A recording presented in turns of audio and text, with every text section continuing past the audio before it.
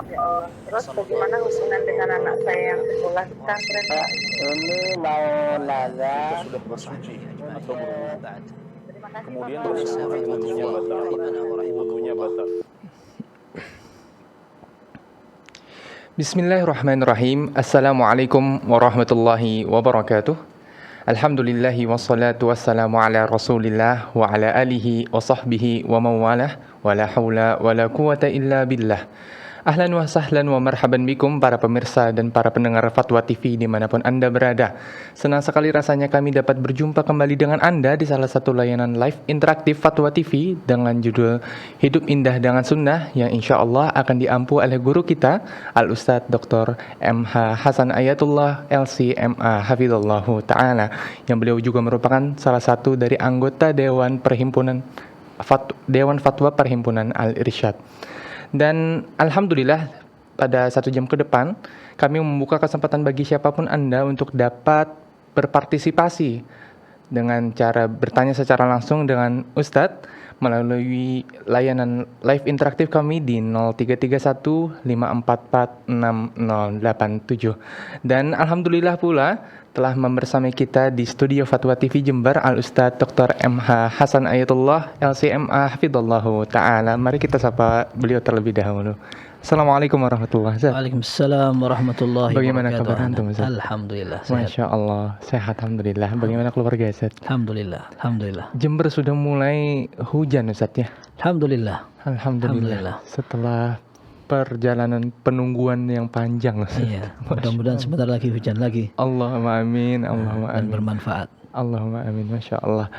Alhamdulillah para pemirsa dan para pendengar Fatwa TV dimanapun Anda berada, tidak lupa juga kami menyapa para pendengar yang mendengarkan acara pada kesempatan kali ini melalui radio yang merilai acara pada kesempatan kali ini, diantaranya Radio Sahabat Tegal, Radio FM Probolinggo, MDFM Probolinggo, Radio Sago FM Sumatera Barat, Radio Al-Hikmah Banyuwangi, Radio Tuah FM Riau, dan Radio Mas FM Seragen. Dan bagi para pemirsa dan para pendengar dimanapun Anda berada, sekali lagi kami beritahukan dan kami undang partisipasi Anda untuk dapat bertanya secara langsung kepada Ustadz di nomor layanan kami di 0331544687, atau Anda juga bisa melayangkan pertanyaan melalui website kami di www.dewanfatwa.com. Baik, sebelum kita melangkah kepada acara selanjutnya, mari kita dengarkan untayan nasihat yang akan disampaikan oleh Al-Ustadz Dr. MH Hasan Ayatullah LCMA Hafizallahu Ta'ala. Kepada Ustadz kami persilakan. Jazakumullah khair. Jazakallah khair. Bismillahirrahmanirrahim. Alhamdulillahirabbil alamin wal 'aqibatu lil muttaqin wala 'udwana illa 'alal zalimin. وأشهد أن لا إله إلا الله إله الأولين والآخرين وأشهد أن محمدا عبده ورسوله سيد الأنبياء والمرسلين وعلى آله وصحابته والتابعين ومن تبعهم بإحسان إلى يوم الدين أما بعد.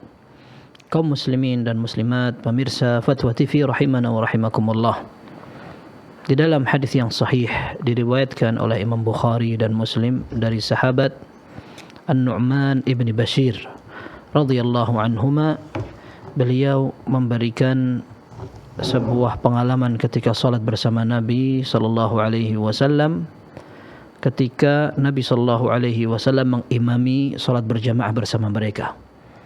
Lalu Nabi sallallahu alaihi wasallam bersabda, "La tusawwunna sufufakum aw la yukhalifanna Allahu baina wujuhikum." Sungguh kalian harus merapihkan shaf kalian. Kalau tidak, maka Allah Azza wa Jal akan membuat hati kalian berpisah, berpecah, bercerai-berai. Hadis ini menunjukkan pelajaran bahwa seorang imam perlu merapihkan shaf sebelum salat, sekalipun kita tahu shaf bukan merupakan syarat sah salat. Ketika seorang salat dengan shaf yang compang-camping, maju mundur, bolong-bolong, tidak rapi, salatnya tetap sah.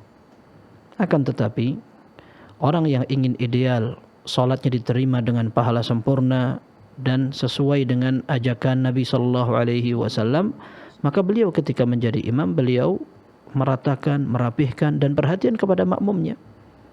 Dan ini yang beliau sampaikan. Yang kedua, pelajarannya adalah kerapihan shaf akan mempengaruhi persatuan hati kaum muslimin. Dan ini adalah pelajaran mahal sekali. Bahwa orang yang seringkali berpisah, bercerai, dan berselisih pendapat, rupanya dapat disebabkan dengan faktor yang barangkali sering dilupakan oleh kaum muslimin.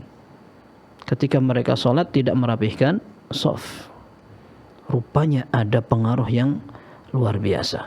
Seandainya shaf yang kelihatan ringan tidak diperhatikan kaum muslimin, dan rupanya dapat membuat hati kaum muslimin tercabik-cabik, berseteru, tidak akur.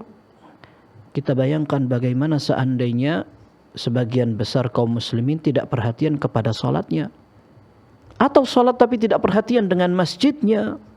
Kira-kira persatuan apa yang kita harapkan? Sehingga wajar ketika kita melihat kaum muslimin susah sekali untuk diajak bersatu. Bersatu untuk apa? Untuk milih partai, untuk milih satu pimpinan, untuk menjadi Indonesia menangan. Tidak seperti itu.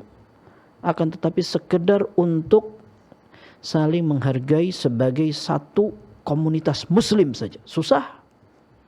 Rupanya muara ini menjadi salah satu biang keladi ketika kaum muslimin tidak perhatian dengan masalah salat. Kemudian pelajaran ketiga disampaikan oleh Syekh Al-Albani rahimahullah. Beliau menyebutkan tentang hadis ini, lalu beliau mengatakan bahwa ada poin penting yang disebutkan orang-orang ahli psikologi yang dikenal dengan ilmu nafs. Beliau katakan, saya beberapa kali membaca tulisan mereka, termasuk tulisan orang-orang masa kini. Anna lidh-dhahiri ta'thiran lil batin.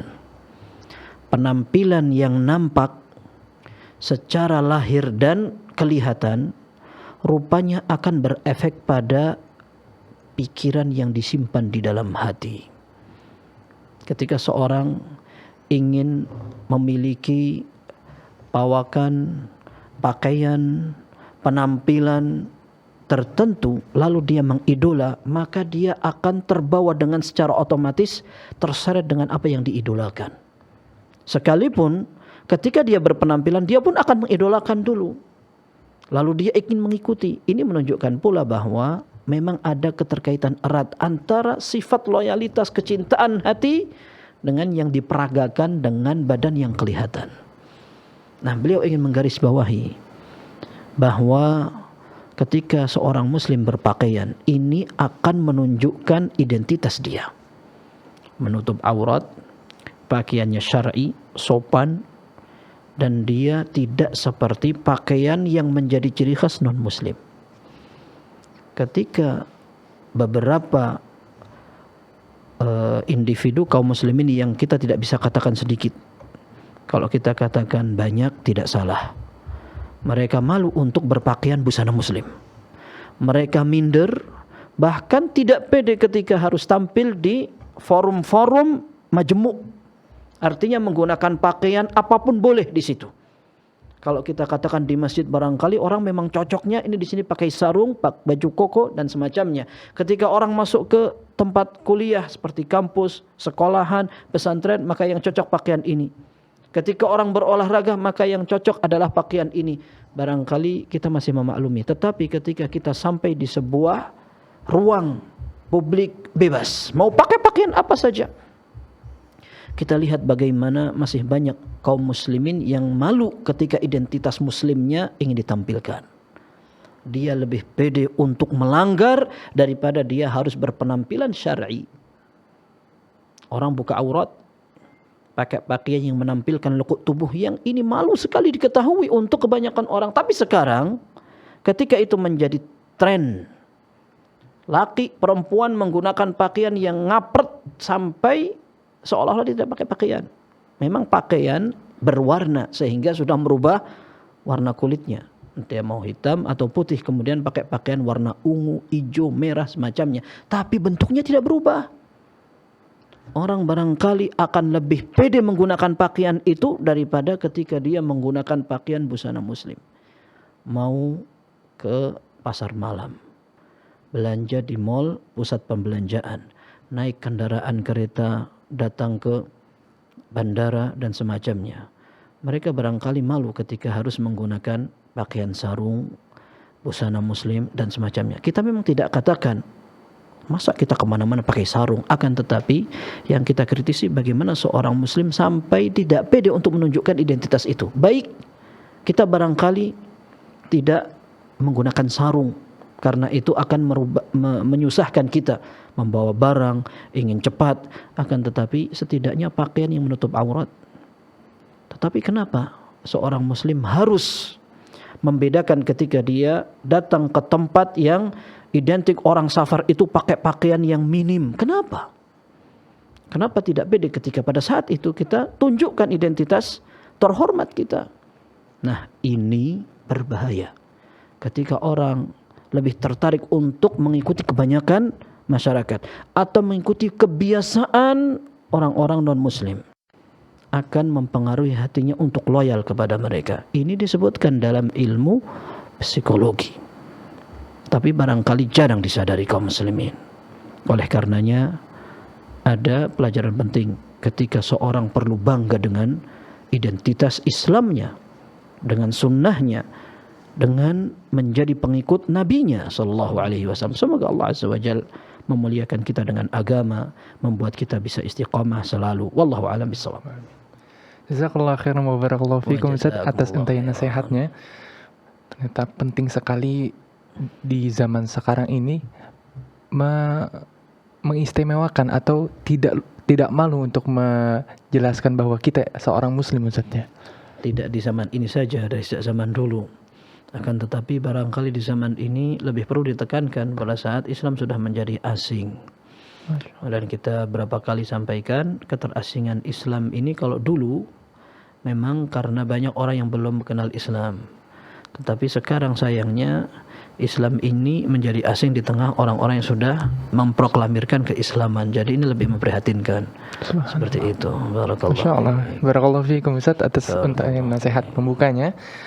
Baik, para pemirsa Fatwa TV dan para pendengar dimanapun Anda berada, kembali kami mengundang partisipasi Anda untuk dapat bertanya secara langsung dan memanfaatkan kesempatan ini di nomor layanan kami di 0331 544 6087. Kami ulangi, kami membuka kesempatan bagi siapapun Anda yang ingin bertanya kepada Ustaz secara langsung di nomor layanan kami di 0331 544 6087. Dan alhamdulillah telah tersambung dengan kita Pak Devri di Tasikmalaya. Assalamualaikum warahmatullahi Pak Devri. Waalaikumsalam warahmatullahi. Assalamualaikum Ustaz. Waalaikumsalam warahmatullahi Kami persilakan wabarakatuh. pertanyaannya Pak Devri. Semoga Allah selalu berkahi Ustaz dan keluarganya. Amin, amin. Semoga antum demikian juga.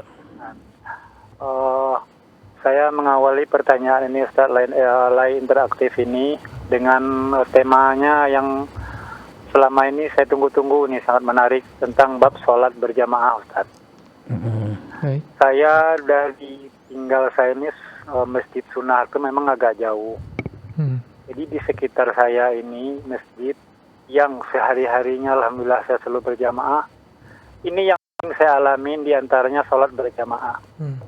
Seperti Ustaz bahas di awal mengenai yang bolong-bolong, bahkan ada antaranya yang saya rapatkan justru mereka menghindar ataupun menjauh. Ada yang menggeser agak dilonggarin kata jemaah yang lain. Baik. Nah, pertanyaan saya di sini adalah bagaimana sepertinya saya sering, bahkan tiap hari mungkin, di samping saya atau kanan kiri saya, manakala saya suruh rapat, beliau justru melihat saya, justru saya rapatkan, justru mereka yang menjauh dari saya. Baik. Bahkan ada yang menjauh dari saya. Bagaimana sikap saya dalam sholatnya agar berjamaahnya saya lebih khusyuk lagi. Baik. Dan saya untuk bisa menyikapi ini, dan saya selalu belajar agar selalu menjaga sholat berjamaah dan merapatkan safnya. Baik. Atas jawabannya terima kasih banyak, agar dapat ilmunya kami dari Ustadz. Assalamualaikum warahmatullahi wabarakatuh. Waalaikumsalam warahmatullahi wabarakatuh. Silakan Ustaz, bagaimana sikap terbaik bagi seseorang untuk menghadapi perihal seperti itu? Tentu ketika seseorang akan melaksanakan sholat, dia bebas aja untuk memilih masjid. Dia pilih masjid yang paling besar sehingga jamaahnya paling banyak, dan ini ada keistimewaannya. Kemudian yang kedua, dia ingin memilih masjid yang agak jauh agar dia mendapatkan pahala melangkahkan kaki. Sebagaimana dalam sebuah hadis yang sahih dikatakan, inna a'dhaman nasi fis salati ajran ab'aduhum ilaiha mamsha. Orang yang paling besar pahalanya ketika salat adalah orang yang paling banyak berjalan, langkahnya paling jauh. Nah, yang tadi disebutkan salatul rajul ma'ar rajuli azka min salatihi wahdahu wa salatul rajuli ma'ar rajulaini azka min salatihi ma'ar rajul. Salat seseorang ketika dilakukan bersama satu orang lebih istimewa daripada salat sendirian. Salat bersama dua orang lebih baik dari salat bersama satu orang saja. Kemudian ketika dia mengikuti salat yang ada tumakninahnya, tenang sesuai dengan ajaran Nabi sallallahu alaihi wasallam, jelas ini lebih istimewa daripada salat orang yang pengen cepat selesai saja. Allahu akbar, sami'allahu liman hamidah, Allahu akbar, Allahu akbar, Allahu akbar. Nah, seperti ini barangkali perlu dihindari karena memang ada rukun yang ditinggalkan. Adapun shaf ini menjadi penyempurna seperti kita sebutkan bahwa orang yang shafnya tidak sempurna sekalipun salatnya sah, akan tetapi tidak sempurna. Karena Nabi SAW menyatakan sawu sufufakum fa inna taswiyatus sufufi min tamamis shalah. Sempurnakan shaf kalian karena kesempurnaan shaf itu merupakan kesempurnaan dalam salat. Maka kalau seandainya ada orang yang tidak sempurna shafnya, salatnya sah tetapi tidak afdal. Berikutnya, merapikan shaf yang disebutkan oleh para ulama, hadisnya banyak, di antaranya ala tarussuna kama tasufful malaikatu 'inda rabbiha. Kenapa kalian tidak rapihkan shaf kalian seperti para malaikat ketika menghadap Allah Azza wa Jalla? Maka Nabi SAW ditanya, bagaimana para malaikat menghadap Allah? Yatarassuna fima bainahum. Para malaikat selalu merapatkan shaf mereka. Kemudian para ulama memang menyebutkan bahwa yang paling penting dalam merapihkan shaf bukan harus rapat, karena mereka katakan itu tidak wajib. Akan tetapi kerataan. Tidak ada yang lebih maju, tidak ada yang lebih mundur ke belakang. Kemudian jarak antara satu orang tidak terlalu lebar sehingga ada cukup untuk satu orang masuk. Nah, ini berarti salah karena renggang sekali. Atau antara satu orang dengan satu orang lain cukup untuk dimasukin seekor kambing. Nah, ini akan mengganggu salat seseorang. Karena ada sebuah hadis yang menyatakan bahwa syaitan akan masuk min khulalis saffi ka'annahal hadaf. Setan akan masuk ke tengah-tengah shaf seperti anak kambing. Artinya bolongan yang banyak ini mengganggu. Termasuk antara shaf pertama dengan shaf kedua tidak boleh terlalu jauh. Seperti itu. Ini yang disebutkan para ulama, mereka katakan merapatkan shaf dengan tempel kaki, kemudian ada pundak dengan pundak tidak wajib. Seperti itu. Kalau seandainya seorang bisa untuk mengusahakan itu, maka bagus, otomatis. Bagaimana disebutkan dalam riwayat Bukhari dari Anas bin Malik radhiyallahu anhu, beliau mengatakan kana ahaduna yulziqu mankibahu bi mankibi sahibihi wa qadamahu bi qadamihi. Dulu sebagian kami merapatkan pundak kami dengan pundak kawannya, kemudian kaki dengan kaki kawannya. Ini sebagian ulama memandang maksudnya adalah mereka betul-betul perhatian dalam masalah shaf, meskipun mereka juga kembali memahami bahwa itu tidak wajib. Tapi kalau seorang bisa mempraktekkan tidak apa-apa, bagus sekali. Tetapi kalau tidak bisa, bagaimana caranya? Kalaupun kita membahas pembahasan yang lebih vital, seperti banyak tetangga yang tidak sholat berjamaah, padahal kalau mereka kumpul-kumpul acara kampung sosial mereka semangat sekali, tetapi kalau sholat berjamaah mereka jarang kelihatan di masjid. Lalu kita bilang sama mereka, kamu ini muslim atau bukan? Ayo dong sholat di sini. kemudian tiap hari kita datang ke rumahnya, ayo ajak ke masjid, misalkan begitu, lalu mereka sampai marah, bosan sama kita gitu. Nah, bisa jadi kita yang salah dalam cara mengajak. Itu dalam urusan yang lebih urgent. Bagaimana dengan kalau kita masalah soft, kita paksakan mereka seperti pilihan kita. Sehingga ketika ada seorang yang sholat di sini, kemudian kita dekatkan kaki kita begini, langsung diset gini. Ya sudah, kalau ada orang dinasihati, dia salah, kemudian tidak menerima, kita pun tidak memaksa dia untuk menerima nasihat kita, kan begitu. Maka dalam masalah soft pun demikian. Kalau ada orang diajak rapat tidak mau, ya sudah, jangan terlalu dipaksakan. Karena biar dia sholat di situ, meskipun softnya tidak rapat, itu lebih baik daripada besok dia nggak sholat lagi di situ. Atau barangkali dia ilfil, kata orang itu. Mereka sudah tidak simpati lagi sama kita. Akhirnya ketika ada urusan yang lebih penting untuk diingatkan, dia sudah tidak mau menerima lagi gara-gara tadi masalah soft begitu. Nah, memang sebagian orang mengatakan jangan terlalu keras sehingga soft pengen dirapatkan. Kita katakan sebenarnya tidak keras. Tidak keras kalau orang ini mengingatkan soft, hanya menghadapi orang yang tidak siap, entah karena dia lebih merojehkan pendapat yang santai atau dia memang tidak ngerti. Maka kita memang harus bersikap bijak. Tidak bisa disamakan semua dengan orang yang merojehkan pendapat yang tadi harus misalkan rapat atau lebih afdal rapat misalkan. Akhirnya orang tidak bisa menerima. Ya sudah, kita maklumi kalau seandainya kita sholat di tempat orang yang memang sholatnya saja masih banyak kekurangan. Jadi nasihatnya, wallahu a'lam, antum tetap sholat di situ, tetap berbuat baik kepada jamaah. Kemudian kalau bisa ngobrol, diskusi, alhamdulillah. Tapi tidak semua orang siap untuk diskusi, ya sudah. Kita sampaikan, kalau ternyata belum, ya sudah. Kita bersikap sebijak mungkin.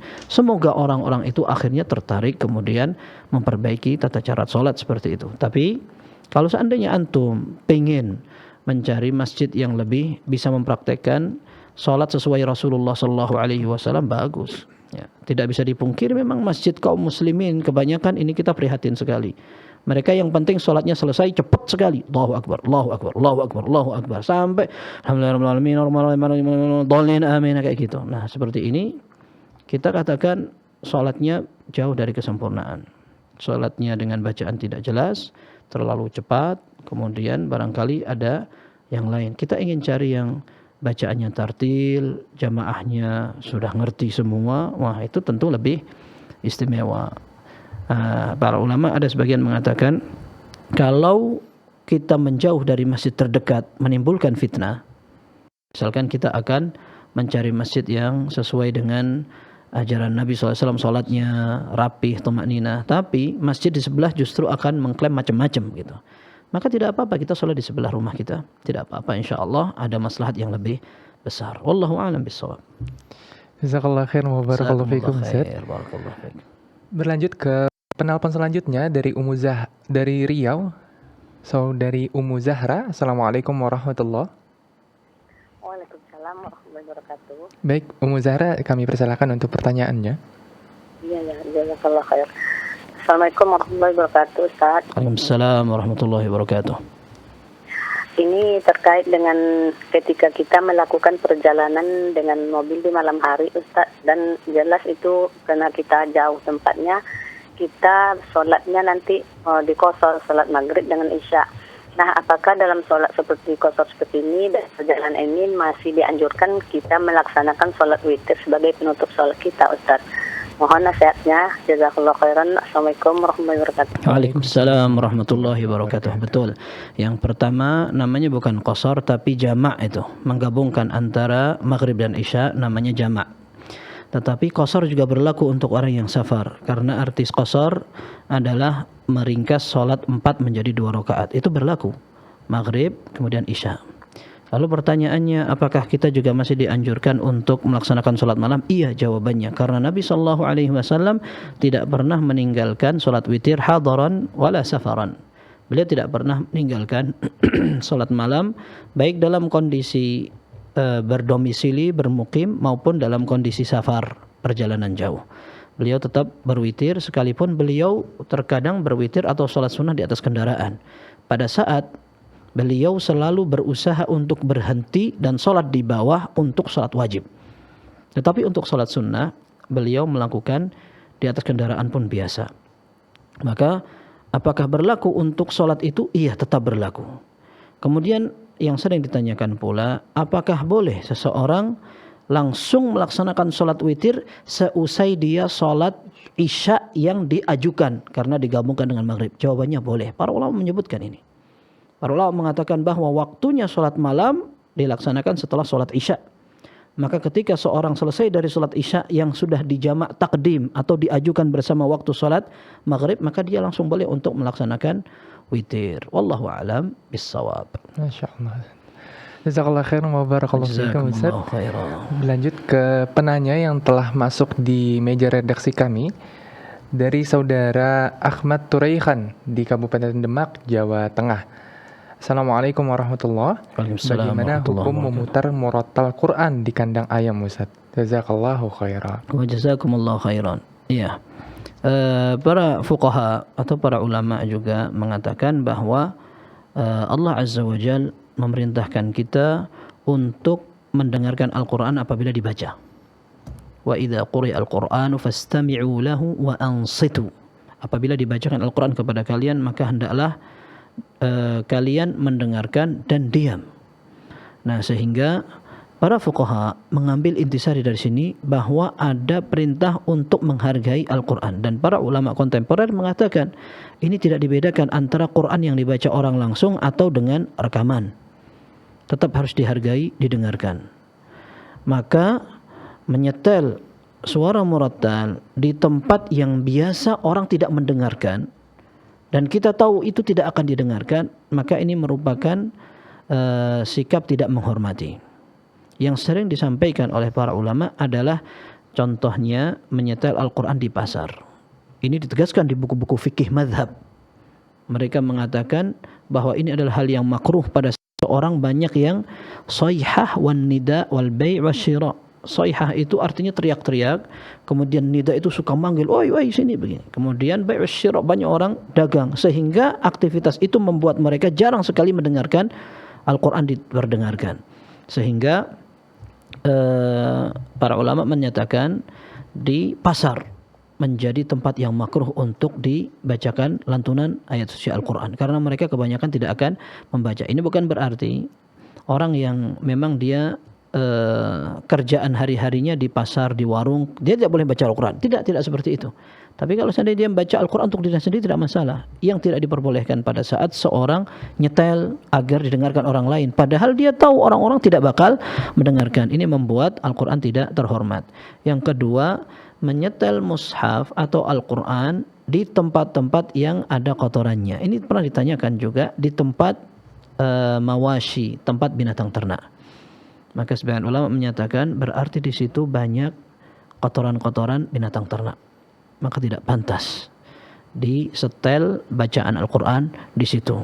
Dan ini banyak fatwa dari para ulama madhab, di tempat yang banyak kotorannya tidak pantas digunakan untuk membaca Al-Quran.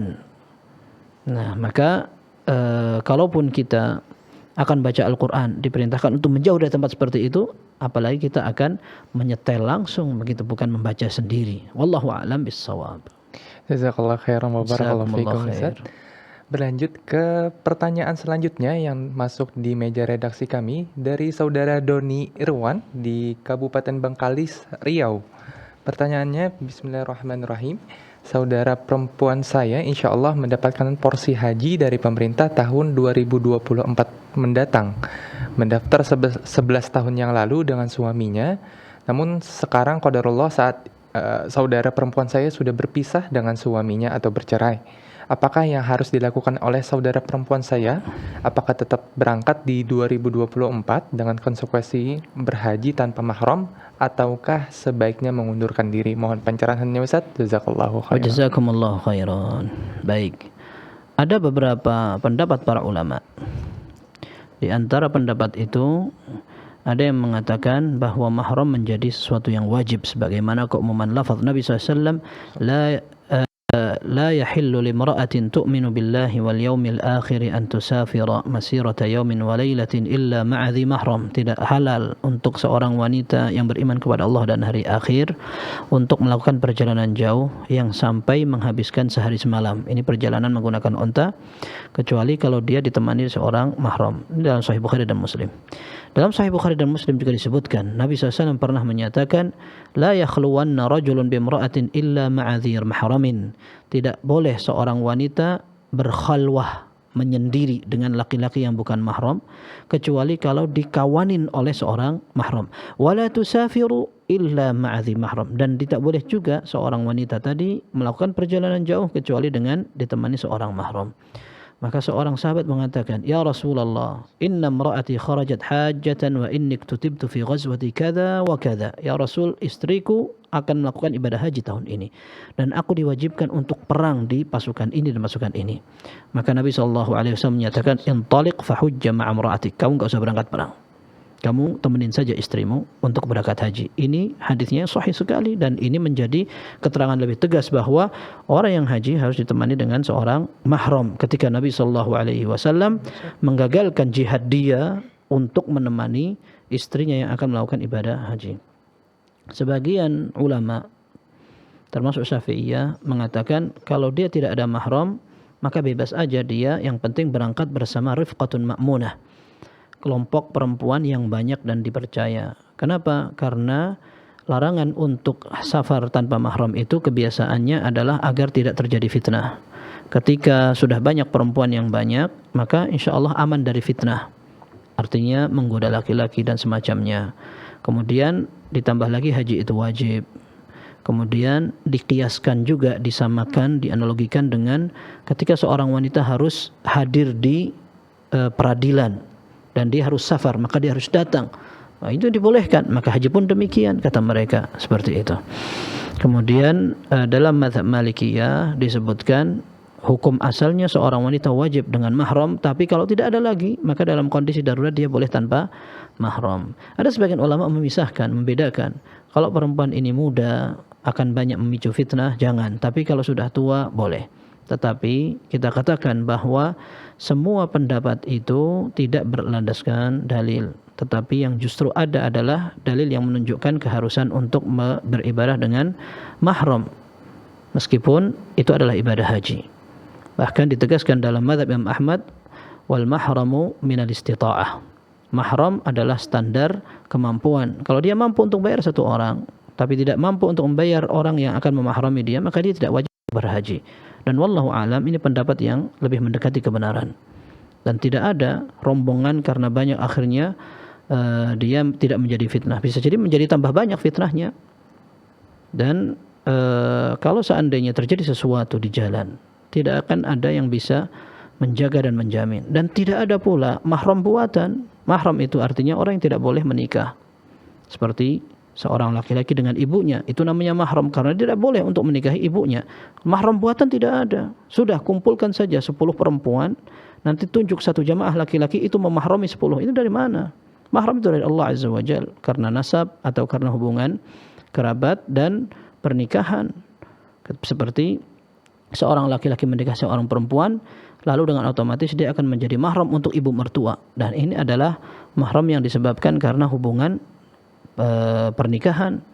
Nah, bukan buatan. Karena haji jadi mahram, nanti kalau sudah selesai haji tidak jadi mahram lagi. Ini buatan dari siapa? Orang harus bertakwa kepada Allah. Takut, jangan main-main dengan urusan ibadah. Maka saya doakan mudah-mudahan calon jamaah haji ini mendapat ganti pasangan secepatnya. Masih jauh 2024. Insyaallah ada waktu untuk mudah-mudahan mendapat pasangan yang syar'i yang bisa mendukung ibadah hajinya, atau bisa kakaknya, kakak laki-lakinya, bisa adik laki-lakinya. Kalau sudah punya putra maka putra juga bisa, atau dengan pamannya dan seterusnya. Wallahu a'lam bishawab. Jazakumullahu khairan atas jawabannya, Ustaz. Jazakumullahu khairan.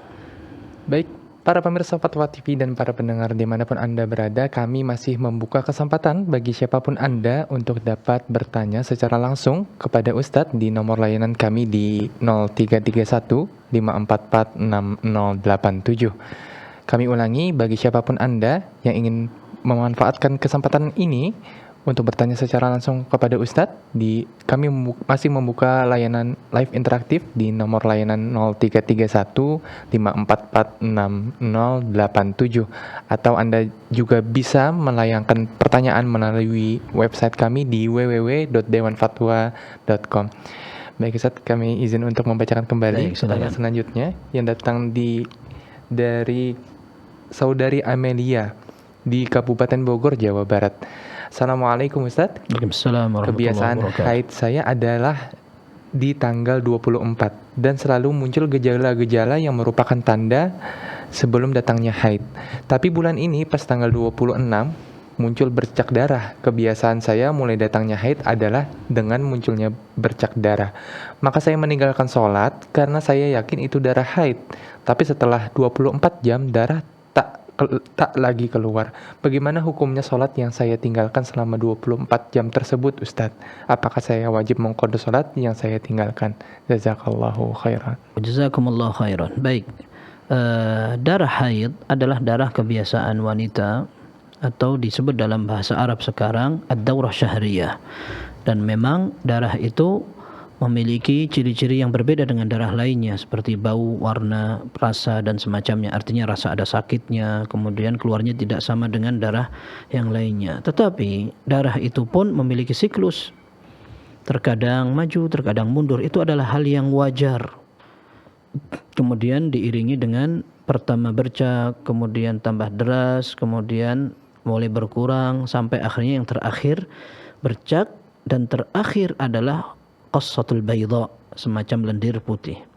Nah, ketika seseorang melihat darah itu sedikit, lalu waktu untuk haid memang sudah tiba.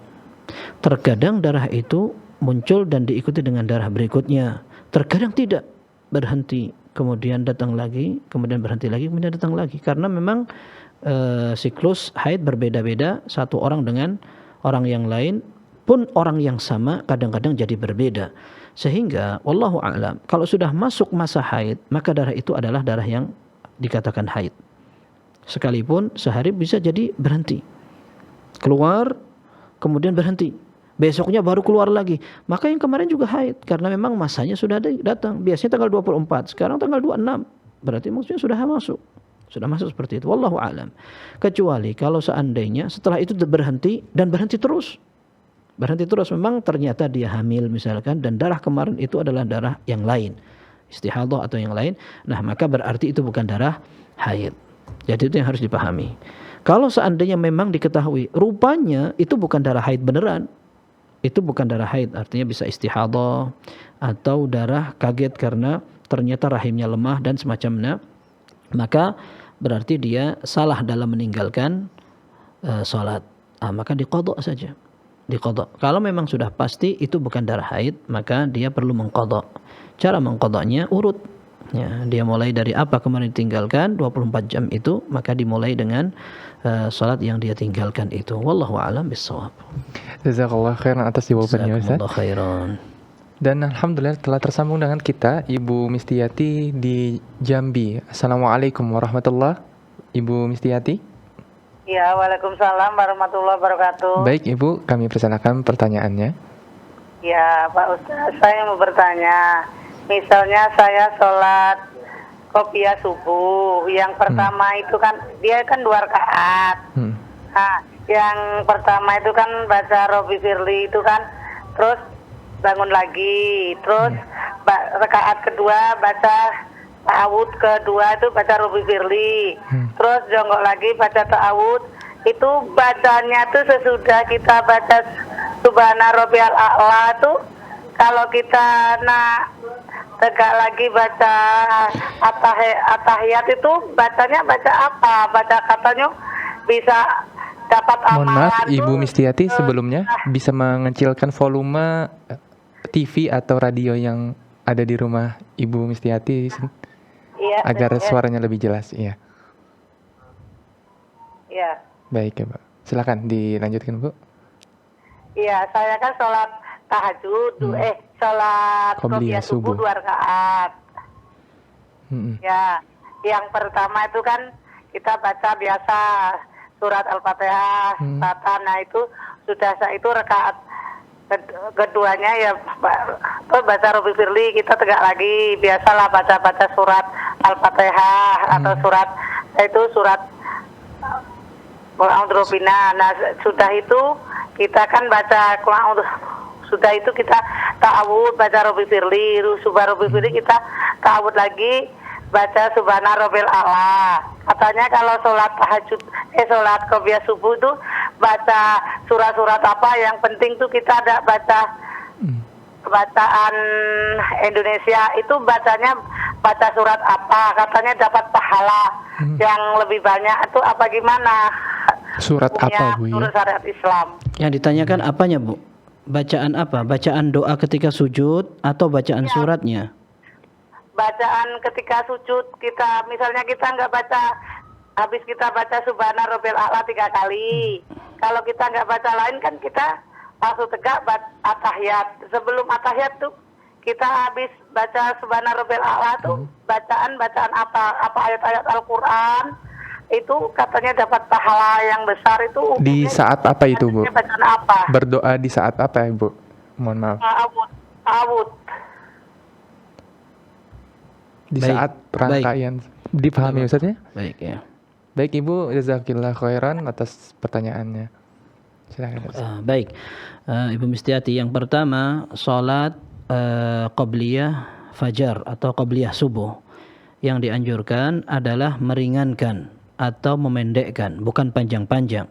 Karena Nabi Shallallahu Alaihi Wasallam apabila beliau salat sebelum subuh, antara terbit fajar dengan salat subuhnya beliau hanya memulai dengan rakaataini khafifatain, 2 rakaat yang ringan. Sampai kata Aisyah radhiyallahu anha, la adri hal qara'a fihima bi ummil qur'ani aw la. Kata Aisyah radhiyallahu anha, sampai aku ragu, jangan-jangan Nabi sallallahu alaihi wasallam tidak membaca surat Al-Fatihah karena pendeknya. Bukan berarti Nabi SAW pendek sekali seperti orang salat rebutan atau lebih cepat-cepatan tarawih kayak orang-orang di tengah kampung kita, tidak. Karena memang kebiasaan Nabi SAW kalau salat panjang. Tetapi untuk salat qabliyah subuh beliau lebih memendekkan dari salat kebiasaannya.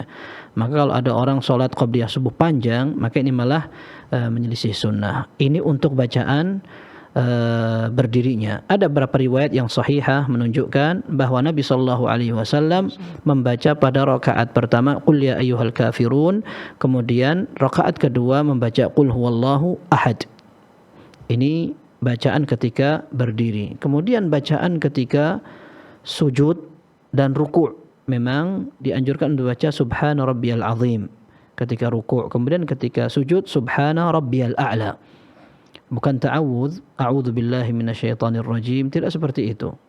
Nah, kemudian juga tidak ada perintah untuk membaca surat di sujud, bahkan dilarang. Nabi SAW menyatakan, wa inni nuhitu an aqra'al qur'ana raki'an aw sajida. Dalam hadis yang sahih disebutkan bahwa aku dilarang oleh Allah untuk membaca Al-Quran ketika rukuk dan sujud. Amma ruku'u fa'azzimu fihi rabb wa jal, wa amma sujud fajtahidu fihi du'a faqaminun an yustajaba lakum.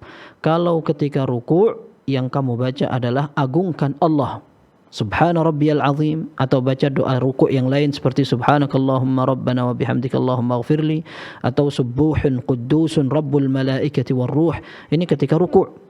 Adapun ketika sujud, kata Nabi SAW, perbanyaklah doa, faqaminun an yustajaba lakum.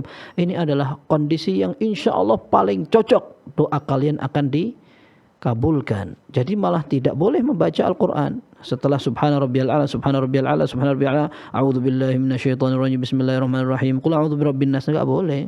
Malah enggak boleh kayak begitu. Karena dilarang. Nabi SAW mengatakan, aku dilarang oleh Allah untuk membaca Al-Quran ketika rukuk dan sujud. Tapi para ulama mengatakan kalau seandainya dia berdoa dengan membaca doa yang diambil dari Al-Quran, maka tidak apa-apa. Seperti ketika dia subhana rabbiyal a'la, subhana rabbiyal a'la, subhana rabbiyal a'la, kemudian dia membaca rabbana atina fid dunya hasanah wa fil akhirati hasanah wa qina adzaban. Ini doa agar mendapat kebaikan dunia akhirat dan diselamatkan dari api neraka. Ini doa diambil dari surat Al-Baqarah. maka tidak apa-apa karena niat dia tidak membaca Al-Quran, niat dia akan berdoa. Maka dia dianjurkan untuk itu, seperti Rabbana hab lana min azwajina wa dzurriyyatina qurrata a'yun. Nah, doa itu diambil dari surat Al-Furqan. Dia mau membaca doa tidak apa-apa kalau memang diambil dari Al-Quran, tetapi tidak sedang niat membaca Al-Quran. Dia niat untuk berdoa seperti itu. Dan tidak ta'awudz, dia memang ingin berdoa bukan untuk membaca surat seperti itu. Wallahu a'lam bissawab. Jazakallah khairan atas jawabannya Ustaz. Dan alhamdulillah tersambung kembali dari saudari kita di Sumatera Barat, Ibu Yanti. Assalamualaikum warahmatullahi Ibu Yanti. Waalaikumsalam warahmatullahi wabarakatuh. Baik Ibu Yanti, kami persilahkan untuk pertanyaannya. Assalamualaikum Ustaz. Waalaikumsalam warahmatullahi wabarakatuh. Ustaz, bolehkah bertawasul dengan amal soleh dibacakan di saat sujud dalam sholat Ustaz? Boleh. Assalamualaikum warahmatullahi wabarakatuh. Assalamualaikum warahmatullahi wabarakatuh. Jawabannya boleh, sebagaimana disebutkan dalam hadis yang sahih ketika ada orang yang terjebak ke dalam gua. Lalu Nabi SAW menceritakan orang pertama berdoa kepada Allah, ya Allah, dulu aku pernah memiliki seorang sepupu, anak pamanku yang cantik sekali. Aku saking kepinginnya, aku tidak kuat lagi, akhirnya aku ajak dia berzina. Rupanya dia mengatakan, saya mau berzina kepada engkau, tapi aku minta engkau memberikan uang sekian-sekian dinar. Aku akhirnya bekerja. Ketika aku bekerja, akhirnya aku kumpulkan itu, aku berikan kepada dia, karena dia orang yang fakir. Maka dia aku kasih ini, kemudian aku sudah siap-siap untuk berzina. Tiba-tiba dia mengatakan, ittaqillah, bertakwalah kepada Allah. Wala tanza'al khatam, kamu jangan buka sebuah cincin kecuali dengan cara yang halal. Akhirnya aku enggak jadi. Aku biarkan dia pulang dan aku tidak minta lagi pemberianku dan aku pun bertobat kepada engkau.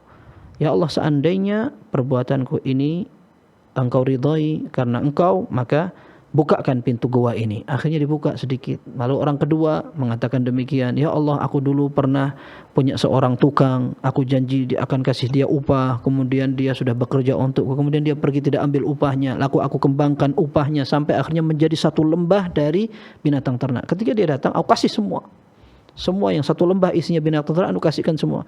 Dan seandainya ya Allah ini menjadi amal solehku untukmu, engkau ridha, maka bukakan pintu gua ini, terbuka sedikit sampai orang ketiga yang punya orang tua dan seterusnya. Ini menunjukkan, diambil kesimpulan para ulama bahwa orang beramal soleh kemudian dia jadikan sebagai tawasul boleh.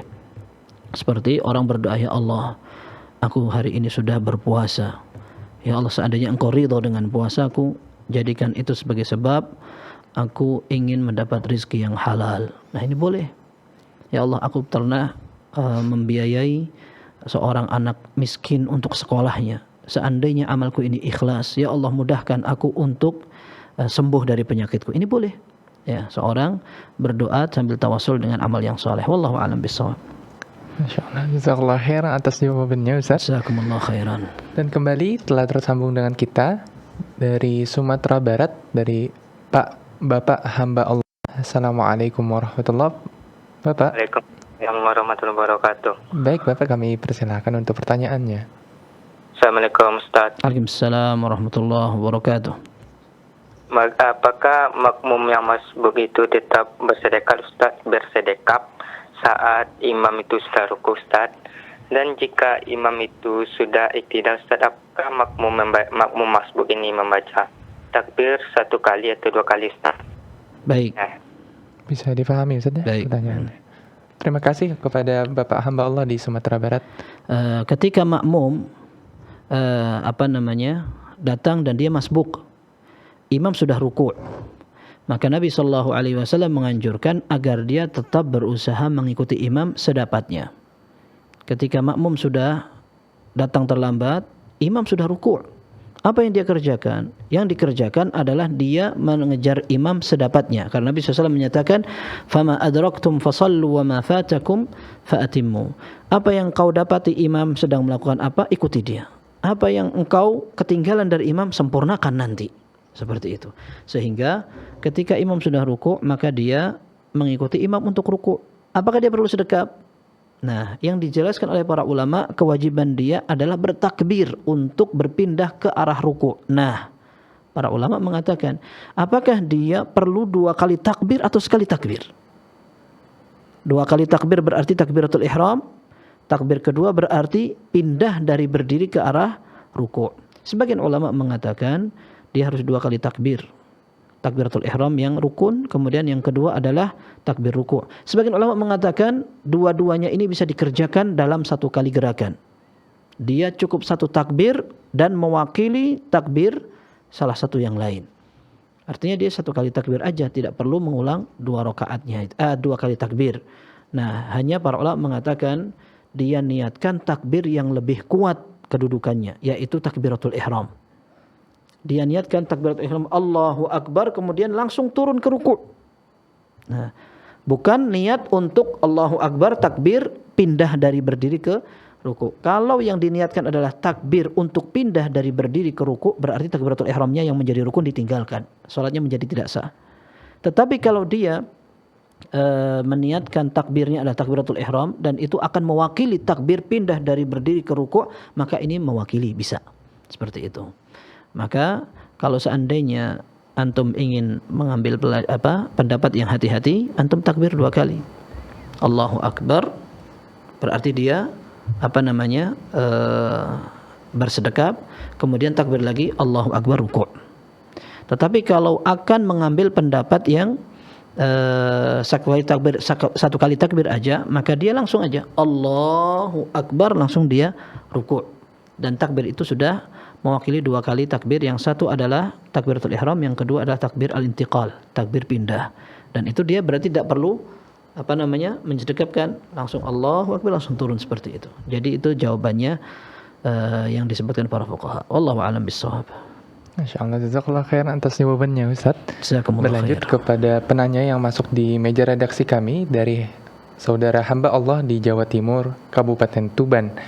Assalamualaikum warahmatullahi wabarakatuh Ustaz. Assalamualaikum warahmatullahi wabarakatuh. Izin bertanya Ustaz, kalau salam di dalam sholat itu yang lebih baik apakah Assalamualaikum warahmatullah atau Assalamualaikum warahmatullahi wabarakatuh? Jazakallahu khairan. Jazakumullah khairan. Ada riwayat dalam Sahih Muslim Rasulullah SAW, fakana idza sallama an yaminihi fakana yusallim, fa idza sallama an yaminihi yaqulu assalamu alaikum warahmatullah, wa idza sallama an yasarihi yaqulu assalamu alaikum warahmatullah. Ya, dalam riwayat itu dikatakan Rasul sallallahu alaihi wasallam ketika salam ke arah kanan, beliau mengatakan assalamualaikum warahmatullah, ke arah kiri mengucapkan hal yang sama, assalamualaikum warahmatullah. Dalam beberapa riwayat dari sahabat Jabir ibnu Samurah radhiyallahu anhu dikatakan bahwa Nabi sallallahu alaihi wasallam pernah mengucapkan assalamualaikum, itu aja. Kemudian dalam riwayat Abi Dawud dari sahabat Wa'il bin Hujur kalau tidak salah, beliau sallallahu alaihi wasallam pernah nambahi dengan wabarakatuh, assalamualaikum warahmatullahi wabarakatuh. Nah, kemudian yang kedua baru assalamualaikum warahmatullah. Maka para ulama mengatakan bahwa semua ini pernah diriwayatkan dari Nabi SAW. Mau panjang berarti boleh, mau pendek juga boleh. Sekalipun sebagian mazhab mengatakan assalamualaikum makruh. Tapi yang lebih lengkap assalamualaikum warahmatullah, itu yang lebih sering. Maka kalau cuma assalamualaikum mereka makruhkan. Tapi wallahu alam pendapat yang kuat tidak makruh karena ada riwayatnya. Dan ini menunjukkan boleh seperti itu. Jadi kalau ada orang mau memilih satu cara assalamualaikum, kemudian assalamualaikum, atau assalamualaikum warahmatullahi wabarakatuh, assalamualaikum, atau assalamualaikum warahmatullahi wabarakatuh, assalamualaikum warahmatullah, juga boleh. Semuanya ada riwayatnya. Wallahu a'lam bishawab. Masyaallah, jazakallahu khairan wa barakallahu fikum Ustaz atas jawabannya. Pemirsa Fatwa TV dan para pendengar dimanapun Anda berada, pertanyaan tadi sekaligus menjadi penutup perjumpaan kita pada kesempatan kali ini. Dan kami ucapkan jazakumullahu khairan kepada Ustadz atas ilmu-ilmu yang telah diberikan kepada kami. Semoga Ustadz dan keluarga selalu di dalam lindungan Allah Subhanahu wa Ta'ala. Baik para pemirsa Fatwa TV dan para pendengar dimanapun Anda berada, saksikan terus program live interaktif. Saksikan terus program live interaktif Fatwa TV dari hari Senin sampai dengan hari Jumat di jadwal yang telah ditentukan. Dan Anda bisa mengakses website kami di www.dewanfatwa.com atau fatwatv.id untuk mengetahui segala informasi terkait dengan Fatwa TV dan Dewan Fatwa Perhimpunan Al-Irsyad.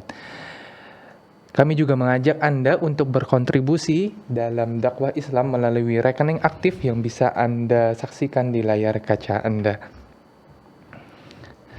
Pemirsa Fatwa TV dan para pendengar dimanapun Anda berada, tibalah kita di ujung perjumpaan kita pada kesempatan kali ini. Kami memohon maaf apabila ada hal-hal yang kurang berkenan atau ada pertanyaan yang belum sempat kami bacakan. Semoga Allah perkenankan kita untuk dapat berjumpa kembali di layanan live interaktif lainnya. Kami mohon pamit undur diri. Kami tutup dengan membaca doa kafaratul majlis. Subhanakallahumma wa bihamdika asyhadu an la ilaha illa anta astaghfiruka wa atubu ilaik. Assalamualaikum warahmatullahi wabarakatuh. Ya Allah. Terus bagaimana hubungan dengan anak saya yang sekolah pesantren? Ini mau nanya. Jika sudah bersuci atau berwudu, kemudian bersentuhan dengan suami, wudunya batal.